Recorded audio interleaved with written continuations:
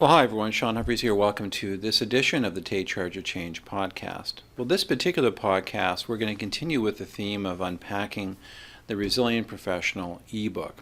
And so in this particular session, we're going to talk about sort of slaying the dragon of resistance or inertia.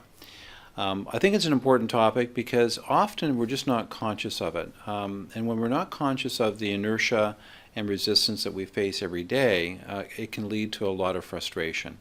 So the general point of this presentation is the recognition that getting frustrated over the natural resistance in our lives is futile. It comes with being human. And so the wonderful thing about practicing resilience principles is that we move from sort of being a victim of our circumstances to trying to marshal and control our circumstances as best we can so we're not overcome by them. So let's unpack resilience in a little more detail again today. And so, like I said, we'll start with the topic of life is about successfully fighting through inertia and resistance. So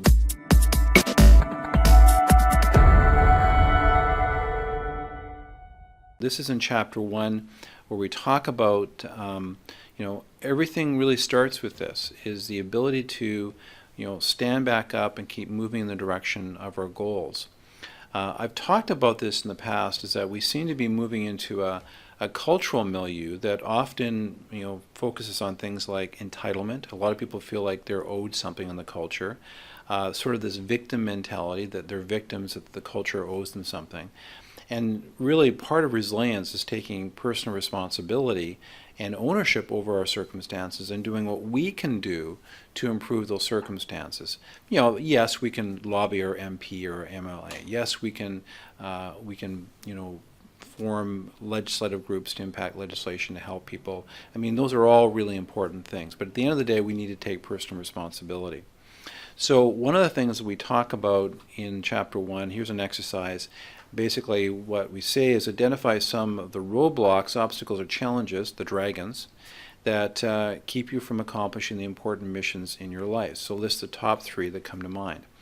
So I'd encourage you to go through that exercise. Again, we keep talking about the importance of building in some sense of awareness, self-awareness about where we're at with this whole discussion of fighting inertia and building our professional and personal resilience. And so I think the first thing as part of this process around the discussion of inertia is identifying what are those roadblocks, what are those things that are creating frustrations for you. We go on to talk about how to define the term resilience, and there's a lot of different ways of defining resilience. I think the most common one that we see out there is it could be the image of the flower pressing up through the asphalt in a very hostile urban environment. It could be the tree that looks like it's just about to break, but it's just bending a lot against gale force winds, and it bends but it doesn't break, and it survives the onslaught of hurricanes and horrible weather. Certainly there's a notion sometimes that resilience implies that we go through challenging times and then we bounce back to the way we were previously. And of course that's not a very good working definition of resilience, because when we go through the pressure situations of life, we come out the other end of those situations changed people. There's no doubt about that. New ways of looking at the world, new emotional experiences, a new richness, both good and bad in terms of our emotional experiences. And so, tough challenges, challenging times, they do change us.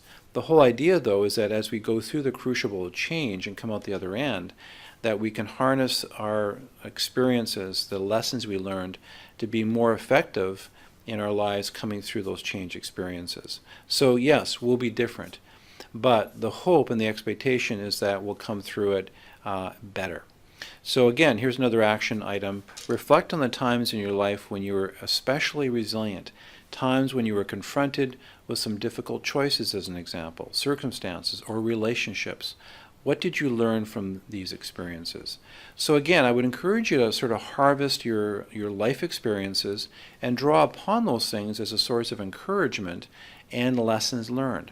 Use your journal, write them down, and sort of take those lessons and reinforce them in your life, because, hey, you overcame, you got through those things. And so you obviously have skills, abilities, resources that you can sort of reach into your life and use those to help you in the future.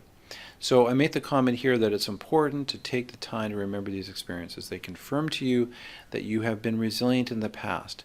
Use these positive memories and experiences to fuel your resilience in the future.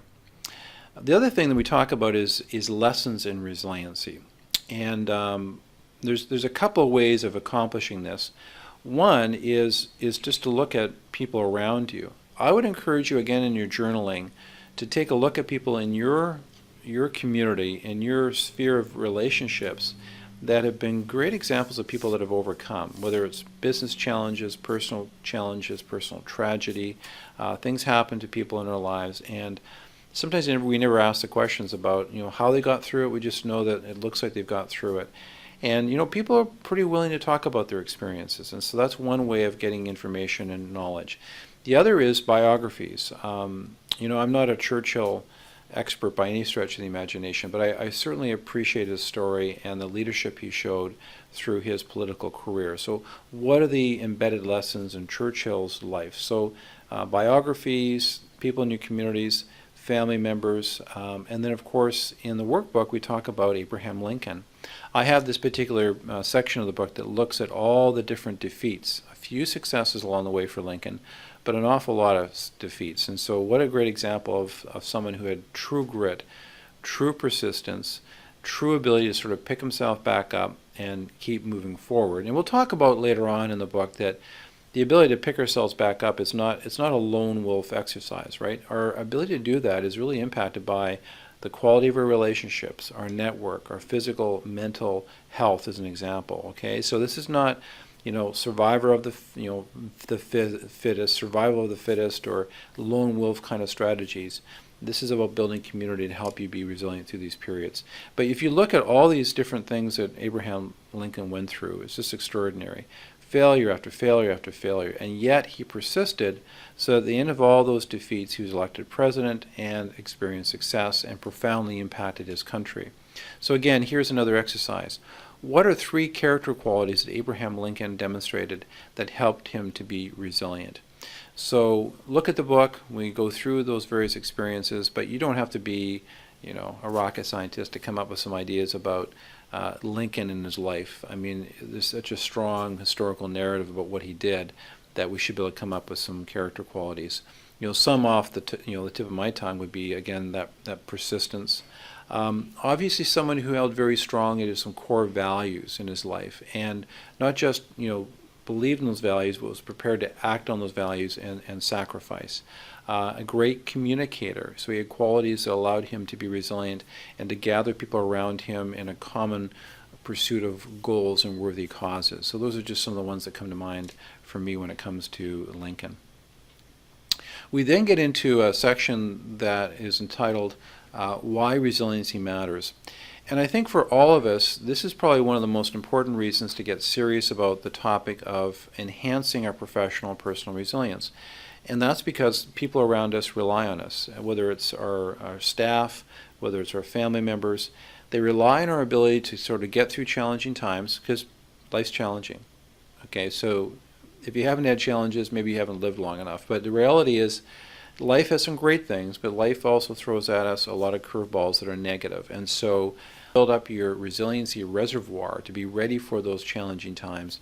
Then you won't be taken out of the game. Then you won't be sort of suffering massive health or psychological issues. You'll be able to bounce back into the game and to make a difference for people. So here's another action item for you. Do you know anyone that would be a good role model for resiliency? Write down an example of someone you feel is a good role model for resiliency, and the character qualities, habits, disciplines that help this person to be resilient.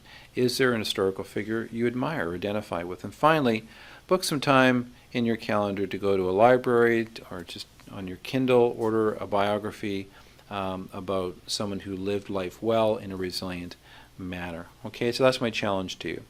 So at the bottom of this page is an action item. Take a few moments to ponder resiliency in your life, why it's important, and what is riding on your cultivation of this important quality. So write out your reflections about how being resilient professionally and personally is important to you, what's riding on it, who's relying on you to be resilient, and if you reflect on those things, hopefully that'll add some additional fuel to this discussion. So at the end of the chapter, we talk about some takeaways, and so what are some of the key takeaways?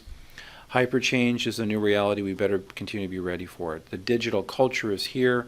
Technology is having a massive impact. We need to get ready for it. The lack of resilience and change readiness skills can take you out of the game and lead to stress and burnout, so it's important that you attend to these areas. The importance of really dealing with media effectively, to interacting with our technology in a way that's productive. Sometimes it really is a time waster, a productivity waster. Yes, it's a very useful tool, but I think there needs to be a new discussion about how we interact with technology so it does not erode our resilience, which in some cases it does. Life is the successful ability to navigate through inertia and to remain resilient, and be on the lookout for resiliency models. And resiliency matters to your staff, to your family, to your teams, and to your communities. So I hope you enjoyed this edition of the Resilient Professional Podcast. If you found this information helpful, reach out to us, let us know. And if you lead teams, we'd love to start a conversation about how we can craft customized workshops and training programs to help your teams be resilient. They're constantly navigating change at a personal level in their lives, and change in the industry you work within and the general environment. By enhancing their resilience, you'll help them to get through those change forces much more effectively and to continue to be productive for your organization. Be resilient.